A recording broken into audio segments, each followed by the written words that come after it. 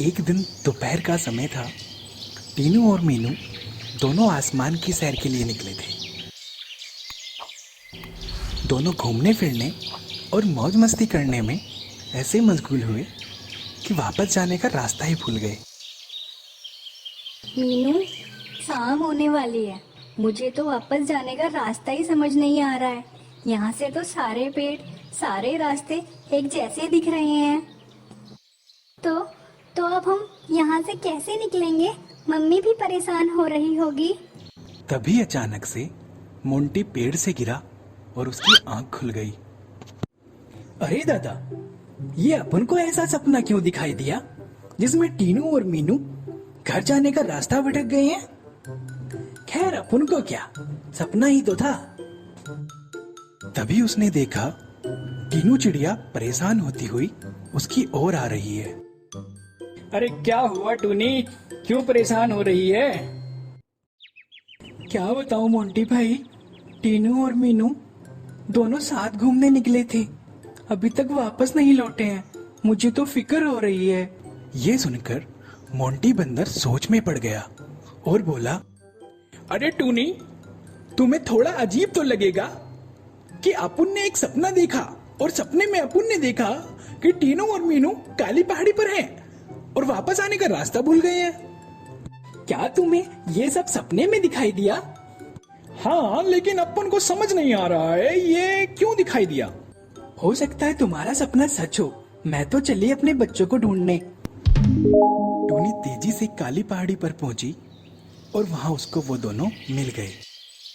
अरे मम्मी, आपको कैसे पता चला हम यहाँ पर हैं? दोनों जल्दी से मेरे साथ चलो और आगे से इस पहाड़ी पर नहीं आना। तीनों वहां से मोंटी बंदर के पास पहुंचे। शुक्रिया मोंटी भाई, तुम्हारे सपने की वजह से मैं आज अपने बच्चों को सही सलामत वापस ला पाई। ये सुनकर मोंटी बंदर को अजीब सा लगा, उसे यकीन नहीं हुआ। अब मोंटी बंदर को रोज सपने आने लगे और इत्तेफाक से जो भी सपने में दिखता वह सच होता और पूरे टूनपुर जंगल में मोंटी बंदर फेमस हो गया और शेर सिंह का भी खास सेवक बन गया और उसी के साथ रहने लगा। दूसरी तरफ पड़ोस के जंगल में विक्रम टाइगर अपनी पत्नी और बेटे सिम्बा के साथ रहता था। शियार उसका खास चमचा था। जब से शेर सिंह और विक्रम की दोस्ती हुई है, बिल्कुल भी मजा नहीं आ रहा है। कुछ ऐसा करना होगा जिससे इन दोनों के बीच ऐसी दुश्मनी हो जाए कि बात मरने और मरने पे उतर आए। तभी विक्रम का बेटा सिम्बा वहां आ जाता है। पापा पापा, थोड़ी देर के लिए शिकार खेलने जाऊं?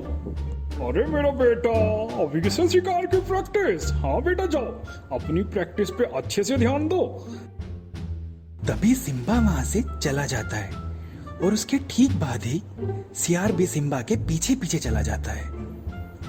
काफी देर बाद जब सिम्बा वापस नहीं आया तो विक्रम और उसकी पत्नी को चिंता होने लगी। तभी सियार सहमी हुई हालत में वापस आता है। विक्रम महाराज, शेर सिंह ने आपके बेटे सिम्बा का शिकार कर लिया है। क्या कह रहे हो? ये नहीं हो सकता। शेर सिंह ऐसा नहीं कर सकता। ये सुनकर दोनों माँ बाप हैरान और परेशान हो जाते हैं। आप चाहें तो मेरे साथ चलकर देख सकते हैं। ठीक है, चलो। सियार उनको अपने साथ एक जगह ले गया जहां जमीन पर खूब सारा खून पड़ा था और कुछ मांस के टुकड़े भी पड़े थे। ये खून और मांस हमारे बेटे सिम्बा का ही है। मैंने अपनी आंखों से देखा है शेर सिंह को सिम्बा हमारे सिम्बा का शिकार करते हुए। विक्रम गुस्से से बोलता है, कह दो जाकर शेर सिंह से, अब वो नहीं बचेगा। उसकी मौत मेरे हाथों से लिखी है। मैं अपने बच्चे के अवशेषों को दफना कर आता हूँ। इतना सुनकर सियार शेर सिंह के पास पहुंचा और बोला, महाराज, विक्रम ने बगावत कर दी है। वह अपनी पत्नी के साथ आप पर हमला करने वाला है। वह आपको मारकर जंगल का राजा बनना चाहता है। शेर सिंह किसी हमले से नहीं डरता। आने दो उनको, दोनों को देख लूंगा। हलवा समझाए क्या? कोई भी आएगा और राजा बन जाएगा। शेर सिंह के ठीक ऊपर पेड़ पर मोंटी बंदर सो रहा था। सिम्बा बेटा, यहाँ क्या कर रहे हो?